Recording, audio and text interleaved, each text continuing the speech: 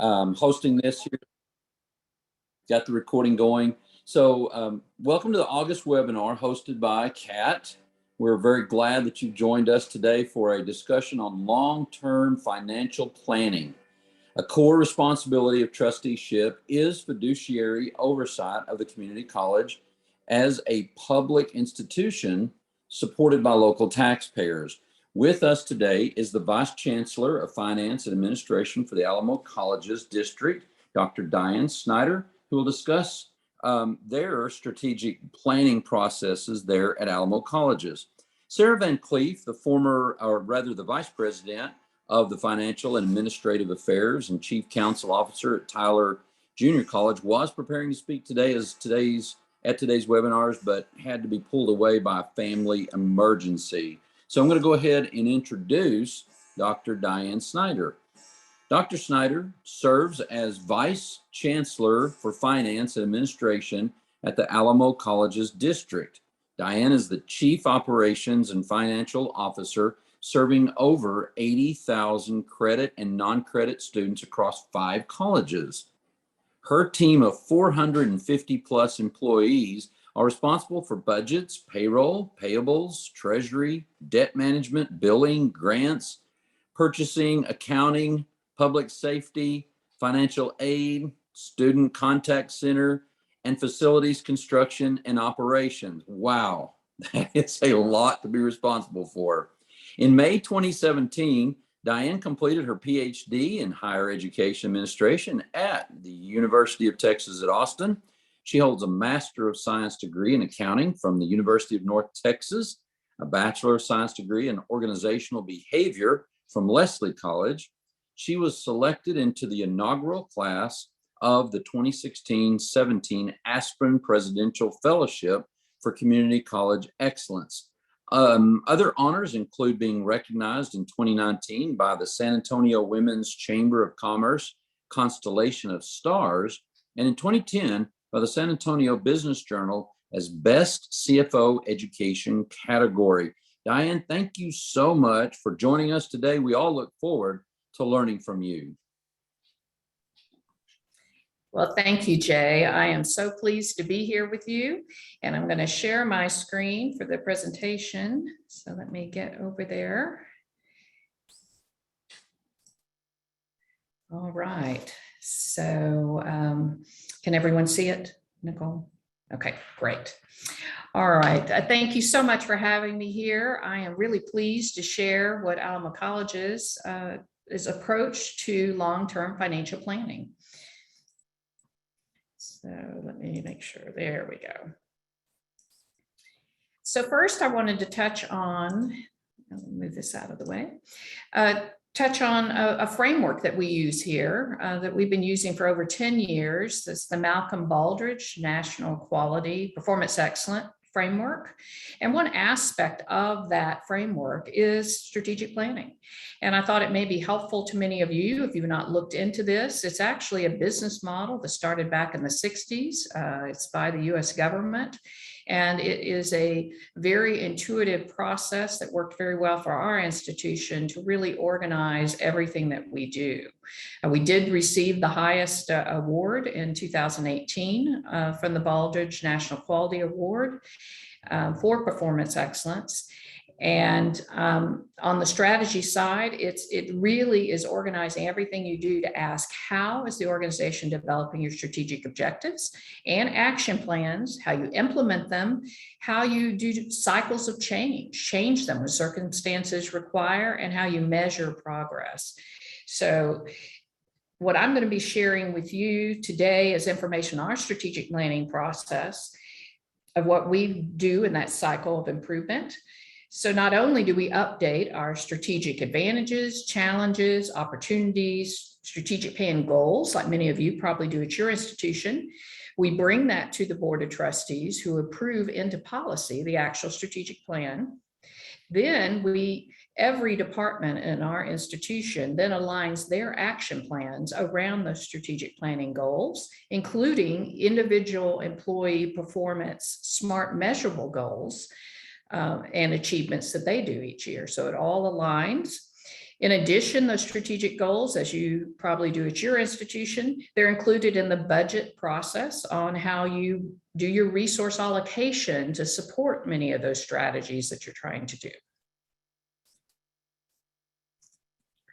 Oops, sorry. It has animation I didn't know it had. So let me go back because when I clicked, I lost something. So I am going to share again. Sorry about that. See, that's when you're supposed to test it in the slide preview mode so you know when it has animation. Okay, I'm going to do it this way. I think you can still see it, and then it doesn't have any of those surprising animations.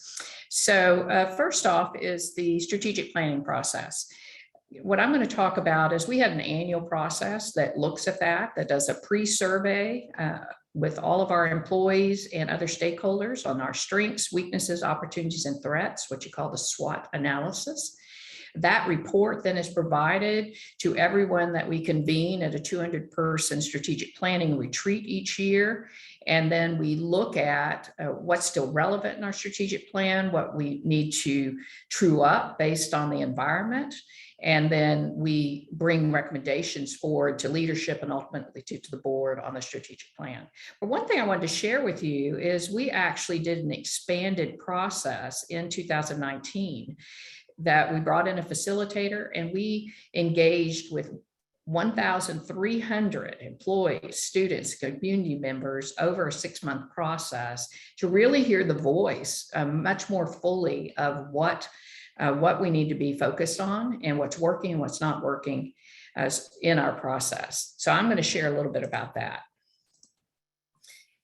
In addition, after I talk about that 2019 process that generated some big ideas and prioritized some strategic improvement initiatives over 2 to 3 years, is then we also did, I'm going to shift over in the last half of this presentation to talk about an equally important long-term financial planning, which is on your facilities capital planning side. So we'll talk about the preventive maintenance plan. We'll talk about how you fund that through operational dollars each year, setting aside a little bit to do your preventive maintenance on your facilities, but also periodically when you do a capital improvement campaign or other bond-funded major renovations.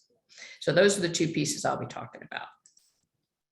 So back to the strategic planning, the voice, we did some conversations very targeted with this facilitator, 12 conversations with groups of faculty, staff, and community members at each of our 5 colleges, and then what we call our district support operations. We have a highly centralized administrative support and IT that supports all of our colleges. So in that process, we collected from all of those conversations, what was theme consolidation? What were the themes of what we were hearing? And then we did convene that normal 200-person retreat and really dug into those themes and really did a lot of facilitated action to drive to what's some big ideas of things that we need to look at that potentially to fund and move forward to make a difference in areas of challenge. Out of that retreat, we then took to leadership the output of that to then further prioritize. So in this case, you can see the big picture of the entire process, and it basically resulted in the end with 10 action themes and 9 big ideas. In addition, in that process, we also wanted to reconfirm, which is our overall structure of how we organize everything we do here. It's in policy. We refer to it as Alamo Way. And we did reaffirm that these are our 3 overarching goals for the institution, which is student success, principal-centered leadership, and performance excellence. When we get to the actual output of the retreat, I thought it'd be helpful for you to actually see in this one effort some of the big ideas, some of what we mean by taking what may be strategic planning goals that may be more general in nature and turning them into action themes. And so we organized it by the 3 overarching goals. And when you talk about student success, our action themes, were to improve processes, remove barriers to enrollment, and increase student resource and advocacy. I know many of you are probably doing that at your institution. We find most students that don't persist with us, it isn't always the academic reason, it's everything else in their life that they're dealing with, whether it's childcare or food insecurity, housing insecurity, all those things. So we've done a big push to make sure our advocacy centers are connecting to those resources in our community to help our students persist. The big ideas in that umbrella was a big, bold goal, one-day enrollment. While we don't really seriously think we'll be able to get to a time frame of one day that everything gets done, but the idea that we can reduce the number of times they come to campus, make the process easier, make things able to move along through that process much quicker, with an ultimate goal that from the time that their application is applied, that they can actually get through the process of testing and enrollment quickly. In addition, a big idea was the Free College Plus, and that is really taking our Promise program for select high schools, where we provide 60 hours of scholarship that they can get through their associate's degree with that. And we want to continue to expand that to more high schools. And then the third leg of our big ideas is dealing with the rest of the costs for students, which is instructional materials. And we've really doubled down big on this. Instead of students being responsible to buy their own books, and oftentimes they did not do so or did not have them at the start of class. We know that their success in that class is imperative to have those materials at the start of class. So we have transitioned to providing 100% of the instructional materials to all the students before the start of class. So that was coming from this big idea back in 19 that we've now implemented. When you move to the principal center leadership, it's basically, you can see all the themes around developing leaders in every seat with our employees.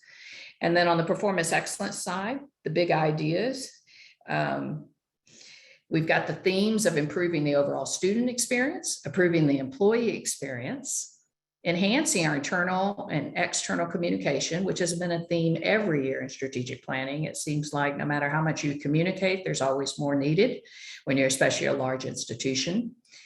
And then improve the data-informed processes to make sure that we're anchoring decisions and actions we're doing on what the data is telling us. The big ideas in this space is on the employee side, focused on enhancing compensation to be competitive, to retain and attract the employees we need, and ways to really address equity for existing employees' compensation with the new hires, because we had long-term employees that it was creating a divide, and then we were losing people over that. And so we had some big ideas to really tackle that. On the student side, it's simplifying for students what we offer and developing those on and off ramps, everything from certifications that they get, and they get on employed to a job, and as they progress on to their associate's degree, and again to a job, and then attracting back adults to continue and pursue education for those added credentials that they need to progress in their career that may lead to a bachelor's and on. So making that easier for people to see the on and off ramps through that entire pathway.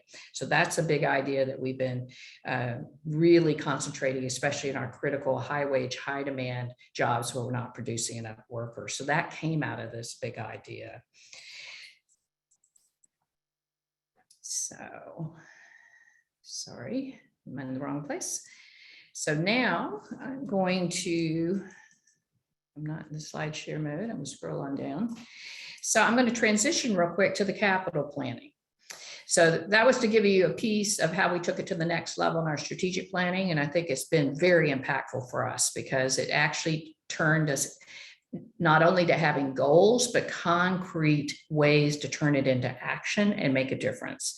So now on the capital side, the facility side, equally important. And so in that case, we're focused about how do we manage asset management of knowing all of the needs in our facilities, and then the prioritization strategy. And then what we moved toward is a rolling 3-year preventive maintenance planning process that ultimately went to our board for approval each year.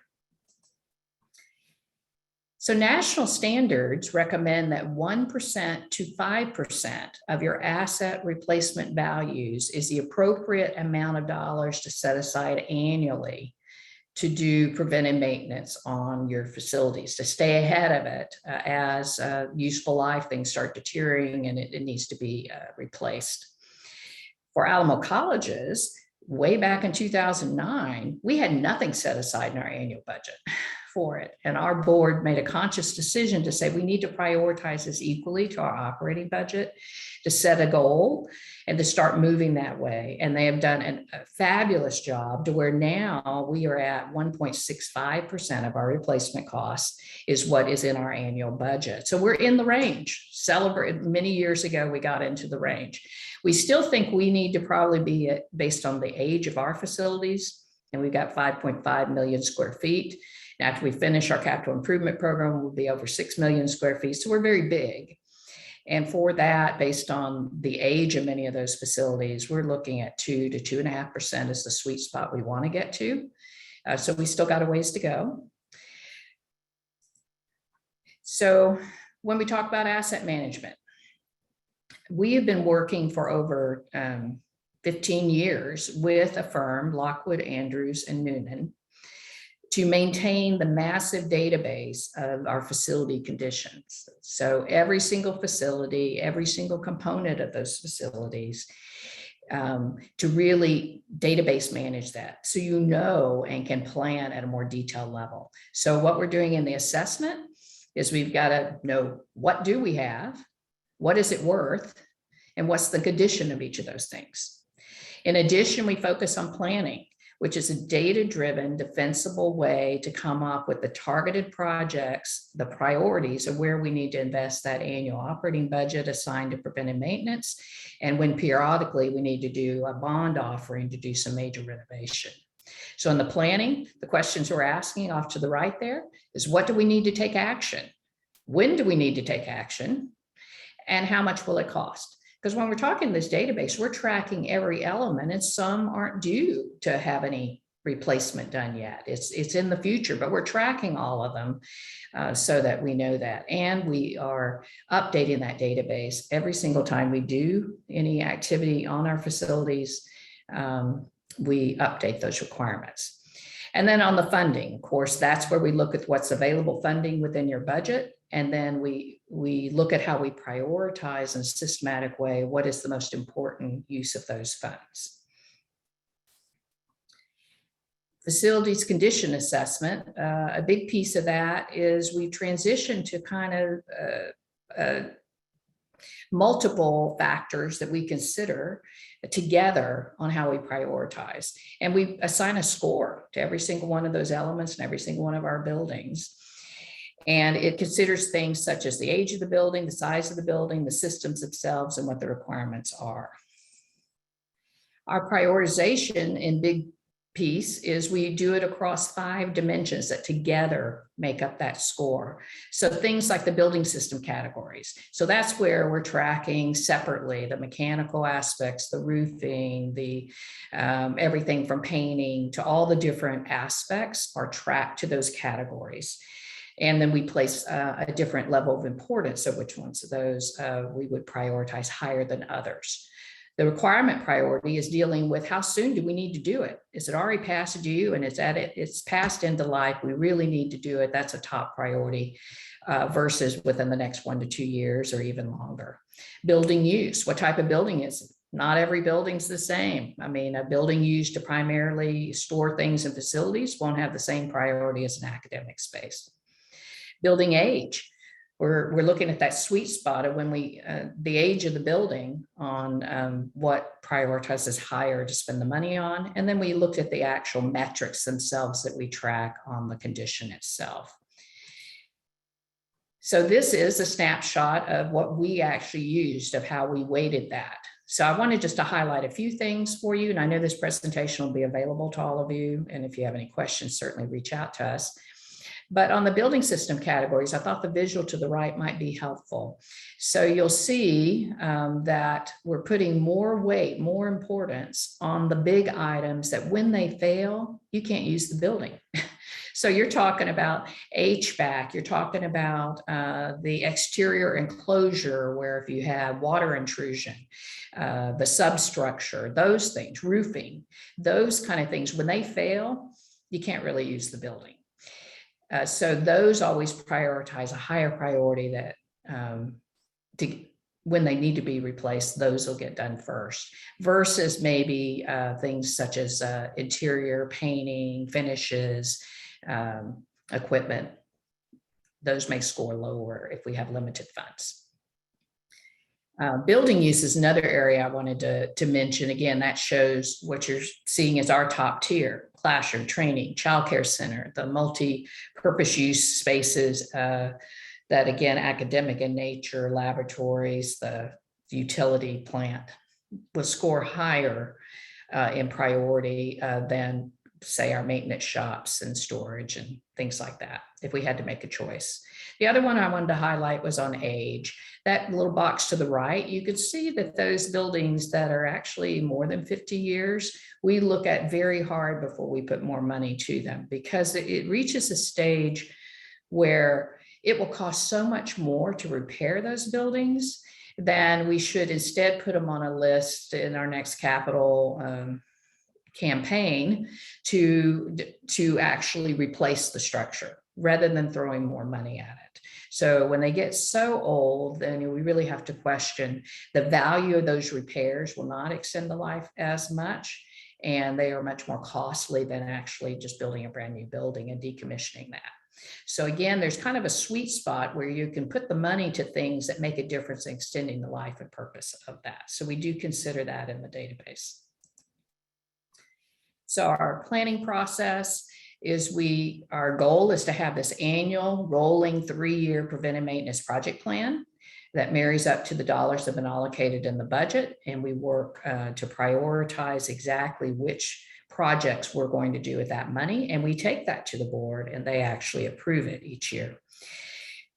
And so some of the steps of success below, because we are a 5-college system and have numerous facilities across a large footprint. Again, we do a lot of pre-work with each of those groups to make sure we have a collective plan. And that's been very successful for us. So where are we now? This actually says we're in the second year of our 3-year rolling budget, which is true. We're actually the ones that have been approved, but we're actually about to bring our next year because our funding new fiscal year starts in just a couple of weeks. So that will go to the board in September to approve our next update to that.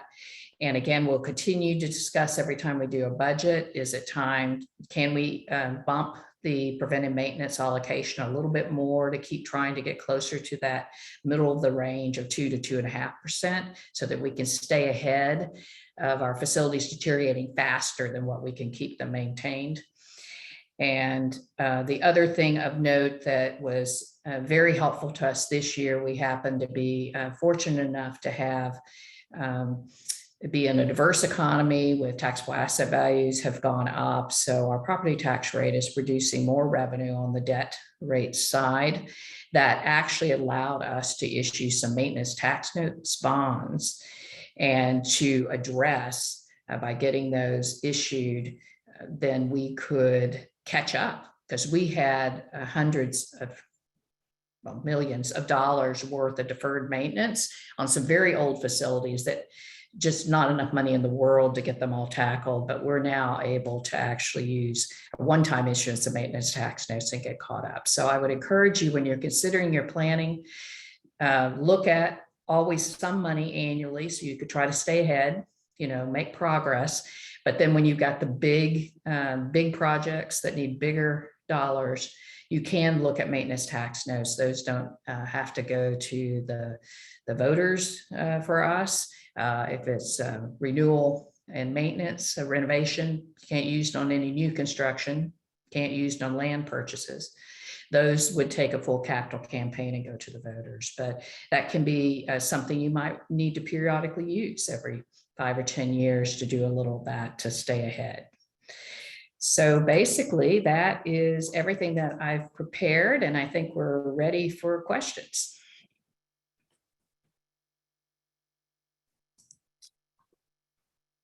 Excellent. Thank you so much, Dr. Snyder, for giving us an overview of the approach taken by the Alamo Colleges District. As we're giving people a chance to type in their questions, feel free to use the chat or the Q&A function. I would love to ask your perspective on how facility planning has changed as more and more course offerings are going online. What do you think differently about your long-term facility planning? Okay. Well, I do think that is part of the consideration and the whole master planning exercise, which actually we didn't delve into that. In addition, your facilities team working together with your leadership periodically has to look at your entire footprint of your facilities, look at your programs, look at your master plan of facilities. Where do you have high growth? Let's say you're trying to expand your nursing program, or so special use facilities will be needed to meet the demand for workers, then that would be in your master plan. And then that drives a lot of your big capital strategies if you're going to go out, especially on new construction. But when we talk about in that process, we have considered how the use of our campus has changed. So we do look at how much we're doing through fully online programs. We do market that nationally, work with a lot of major corporations on major fully online programs for their workers, which has been an untapped market that we can compete in and provide a value. But then a lot of our programs at community colleges, of course, especially where the high wage, high demand worker shortage is in our community, are things that do need to be on campus in labs, whether it's our welding, our advanced manufacturing, our nursing, all the allied health programs. So even if we have utilized during COVID as much as we could on classes being virtual, but we still ran it as a normal class where they had a cohort group that met. It wasn't a self-paced, fully online. And that then still had facilities needs. So what it's done is we haven't, in the community college space, seen as many of our students really embrace the fully online. So we have a big need still for the campus facilities because we found during COVID, a lot of students really wanted to be in the classroom. So I hear you. It is an element to consider your data. Is it changing? Is it telling you something? Do you need to renovate some of your spaces to accommodate that change? And that means maybe you don't have to go out for a capital improvement program because now you can adapt your existing facilities. The other thing we look at is the utilization. We do utilization studies on all of our facilities. We do demographic studies, so we understand the growth in the community that we need to serve. We also look at utilization, and we do red, yellow, green, and list of buildings that need to be deactivated, which ones are highly utilized, which ones at time of day of the week. We still got lots of room that we can still run more in that same facility. So all of those levers you could look at that data and then see where you've got a location that, you're full up, you're maximizing at utilization, and you've got special needs that you've got to do. My lights are dimming. Hold on. One of these, oh, well, I guess y'all can still see me. All right. So we can see you. You must have a good window in there. Yeah. Well, I turned it so the window's ahead of me because otherwise this office doesn't do well on webinars. So excellent. We could still see you. And there's a question in the chat. Would you explain the maintenance tax note? What they are? Mm-hmm. Okay, great. It's actually still a form of bond. You would still have to go out and sell the bond just like you would for what we call our general obligation bonds that we go to the voters on. So when we look at the various bonds that you can sell to fund different things, each one have different rules of what you can use them for and which ones need the voters to approve versus which ones are, just other forms of cash and lending or ways you raise cash. So the big three that we would utilize is you have our general obligation bonds. That's our big capital program. We go to the voters. Once they approve it, we're committed to do certain facilities that we made a commitment, and then we construct those. And that means we can actually do new, we can buy land with those. We can do a lot more things if you're going to go there and use our debt rate to pay the debt service on those. On the other side of it, we have revenue bonds. Revenue bonds are those that you can do for a new facility. You can use them for multiple purposes, but you actually fund it from your operating budget side. It's got a commitment and a tie to a portion of your tuition revenue or other revenues that provide the security for those. And then the ones in the middle is what I call maintenance tax notes. I don't know if that's something that everyone uses. We've always had them in the mix, and they're a really good vehicle for if you need to do renovations. It's an existing building that you need to do repair, renovation of. Maintenance tax notes is perfect. That's what they're for, maintenance of facilities. They do have restrictions. You cannot use them to now construct something new. You can't use it to buy land. You can't do any of that with those funds. But for what I'm talking about, which is the capital planning for your existing facilities that need to stay at the quality and condition needed for your academic purpose, that they're a great vehicle to have in your portfolio. The one other thing I would add that your CFOs would be running with this is that balance. So what we do here, I didn't put this in the presentation, but there's some other things that are helpful to where we actually have a policy that not every institution does, but with our board called a debt management policy. It gives us the guidelines from the board that said they actually valued us keeping a stable tax rate. And the reason that has helped us is we were actually able to issue $450 million of bonds, general obligation bonds for our capital improvement program without raising the tax rate. And the reason is because every year when we got a little bit more property tax revenue on the debt side, we would call bonds, we would refinance, save that interest, and it created capacity by accelerating your debt, so that then when we wanted to go to the voters for a big capital program, we created the capacity to now be able to do it within the same tax rate. So if you, by sometimes to our voters, lowering that tax rate to what used to be called the effective rate here in Texas, the no new revenue rate, at our individual taxpayer, because we're the smallest thing to our taxpayers, 6 cents of every dollar they pay a property tax goes to Alamo colleges. We're very small part of the bill, but it makes a big impact to us. So for us to lower it, it might only make $5 to their annual tax bill. But by us not lowering it, then over time, over several years, now I can stand up and bring this added capacity that we could double our nursing program, that we could output the workers we need in our community. So again, that's another thing out there that you would want to consider as board members to make sure you maybe give some guidelines that help your analysis of your financial staff on how they manage if you do have property tax as one of your levers you can do, which I believe are all of these trustees Texan trustees, or are they national? Okay, so they're all the same as us. Great. I wasn't totally sure at the time if it was national, because if so, every state is different on whether they have property tax authority. But for us in Texas, community colleges do. That's right. Got another question for you. Maybe Jay's gonna add one up next, but we've got a question actually in the chat. Could you share your debt management policy? Yes, I'm happy to share any of this.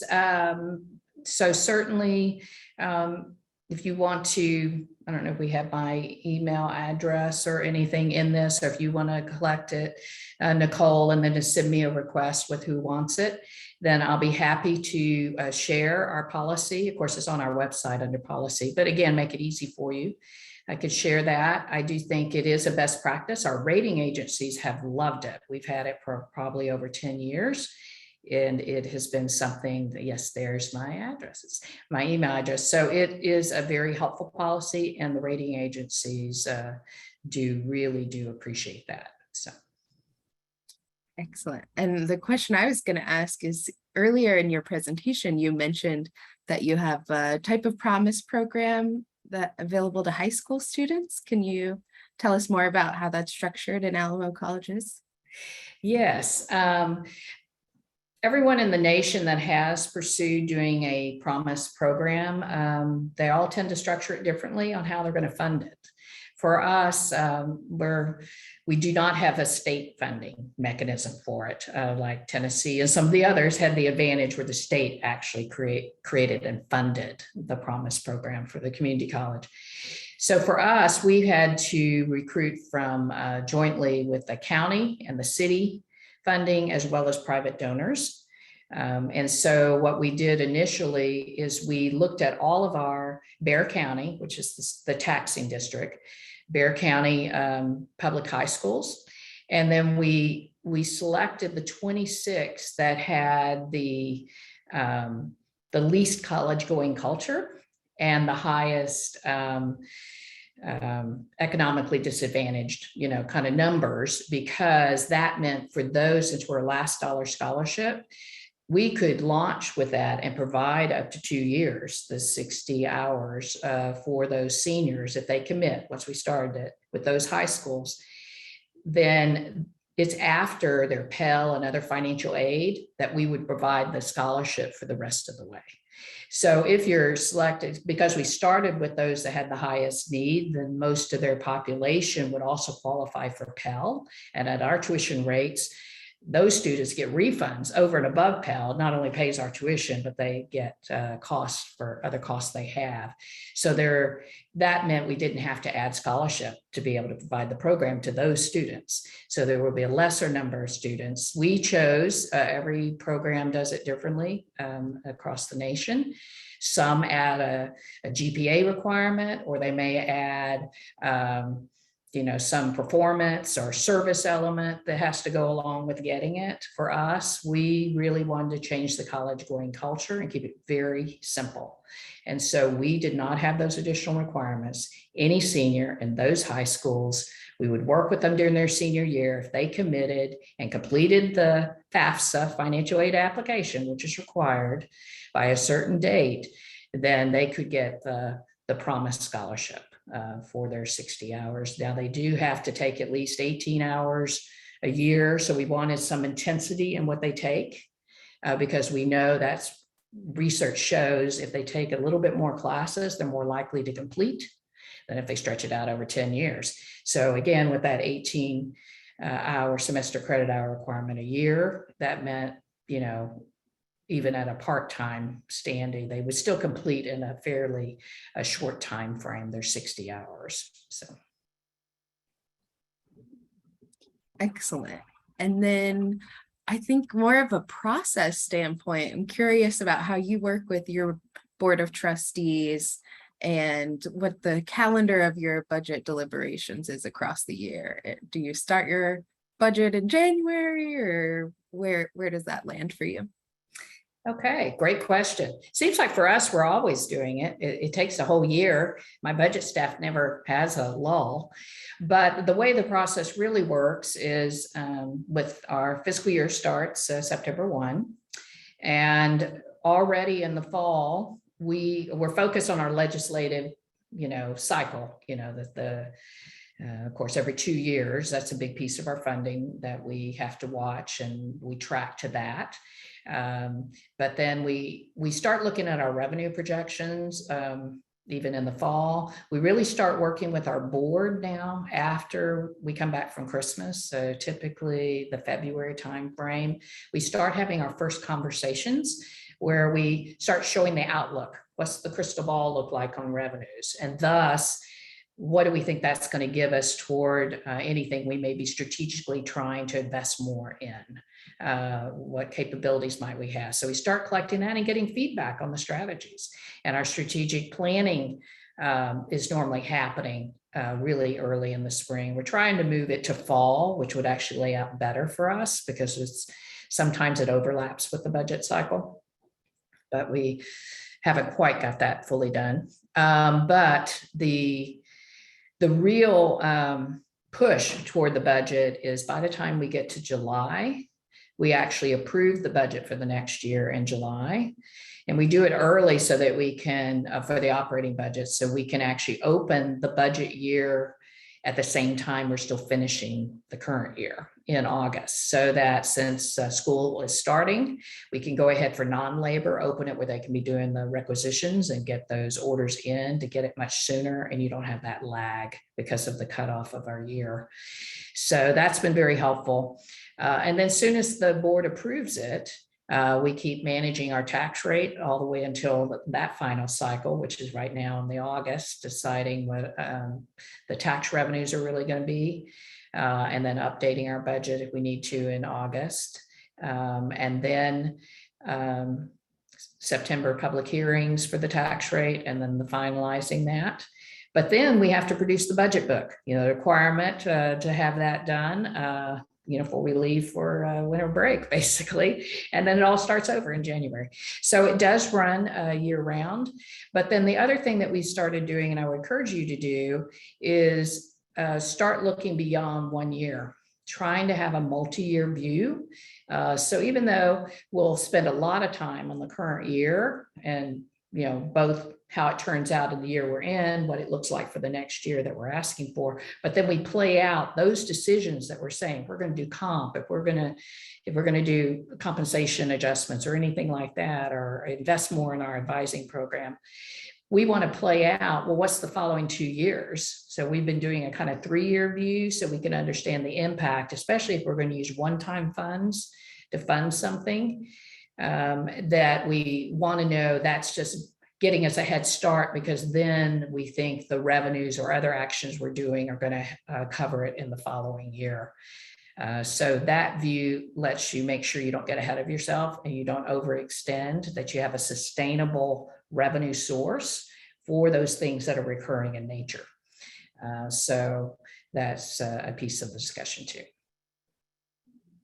That's excellent. And I think we're gonna have time for one more question before Jay's closing announcements. So I would love to hear what advice you would give a new board member who's going through the budget review process for the first time. What should they look out for, and what kind of things should what kind of questions should they be asking? Okay, great. In fact, I started to find, I used to do the training for the Texas Higher Education Coordinating Board new trustee budget training for many years. And I did have some slides that had some good questions, so I can send them across to you if you want to share. But in general, as a policy making group, since you can't get into the details of the operation, as a board member, you really got to operate at policy level. So where the important questions are is you're really looking at your responsibility that when we're adopting a budget, if it's recurring things that we're adding cost, that we've thought about that sustainability, and we're asking those questions. How's that going to be funded beyond that next year? In addition, we're also looking bigger at the environment and the context. So we're looking at what's happening, Department of Ed, what's happening on financial aid that might have an impact to our students, to our enrollment. What's happening in the tax world. We know the state of Texas keeps looking at how they might want to do more requirements to us that changes our authority on how much our taxes going to be. We have that 8% threshold right now to get to what used to be called rollback rate. Before you'd have to go to an election. If your current rate, if you're in a high and taxable asset values of homes and everything are going up really big, that means your effective rate will be lower than your current rate. And it has to measure that. And if it exceeds an 8% threshold, if you didn't change your rate, you would have to go to the voters. It would require an election. It doesn't even require people signing a petition anymore. So it's automatic. So of course, we never want to do that. So we want to stay below that. And yet we're trying to walk that balance and making sure we got the sustainable funding. In addition, one other thing that I think is helpful for board members is that many of our parents in the community and others don't always fully understand is no one pays the full cost of education. When we think about what our students are paying, it's a highly subsidized thing. We get financial aid that's a huge subsidy for paying the cost of the education, but our state appropriations is supposed to be keeping community college tuition low. So back in 2009 was probably the last time that I had an equal revenue stream across the three big pieces of the state, property taxes, and tuition. Since then, the state has declined for us to being about 22% of our revenues, operating revenues, and our taxes are making up the difference, 50% for us now. So they're making up for the state declines when they pushed half of the benefits for employees to be our responsibility, unlike universities where they pay 100%. But for community colleges, they push 50% to being we have to fund, including all the retirees we have to keep funding. And those pressures on us as community colleges, actually, I know our taxes for us is helping us pick up that burden when the state stopped paying for it. So while the outlook, I think we got good support for community college legislatively, but that's what you want to also as board members, your advocacy efforts with the state on those things, partner with your leadership and the CFO and others on communication plans to really keep at the forefront the value of community colleges, because that funding for the state is critical. And then on taxes, they're pushed to continue to make it not a public good, but let's try to make it more, push it on down to being taxes or tuition is paying for it. Then that isn't what our intent was as an open access institution. And we're the only one fueling the economy because we have all those workforce training at affordable rates for producing the workers in our community. So we have a critical value that the universities don't have the additional part of that mission. And that's what we have to keep in front of the legislature. So that's, and I probably went off the rails on that answer, but whatever, if there's other questions. No, that was excellent. Actually, I think you shared really great points about the value of community colleges and the role of trustees. And that's a huge focus to CCATT and the work that Jay is leading related to advocacy at the state legislature. So Jay, how about you go ahead and share about our upcoming events and we'll round this out. I absolutely will. And Dr. Snyder, anytime you start talking about the legislature, there's a tendency to go off the rails. So no problem there for sure. We want to thank you so much. This has been really excellent. You speak with a voice of authority and expertise that's very refreshing and give us a lot of confidence, but you also gave us a lot more questions to ask our vice presidents of business and finance at our colleges. So we want to thank you so much for your time. We know how valuable that has been, how valuable your time is. Let me go ahead and wrap up by talking about some of the things that we've got coming up. First of all, we have, and the slide is up there, the Trustee Leadership Seminar coming. CCATT is excited to relaunch the Trustee Leadership Seminar, one-day event hosted on a community college campus. There will be two this fall. One will be at Amarillo College on September the 30th, and one at Tyler Junior College in November on November the 18th. Amarillo College, if you don't know where it is, it's in the Panhandle up there at the top of Texas. It's a large college located in West Texas region and has been recognized again as one of the top 10 finalists for the Aspen Prize for Community College Excellence. This seminar on September 30th will include presentations about the different types of poverty, Amarillo College's culture of caring, and wraparound support services. Sorry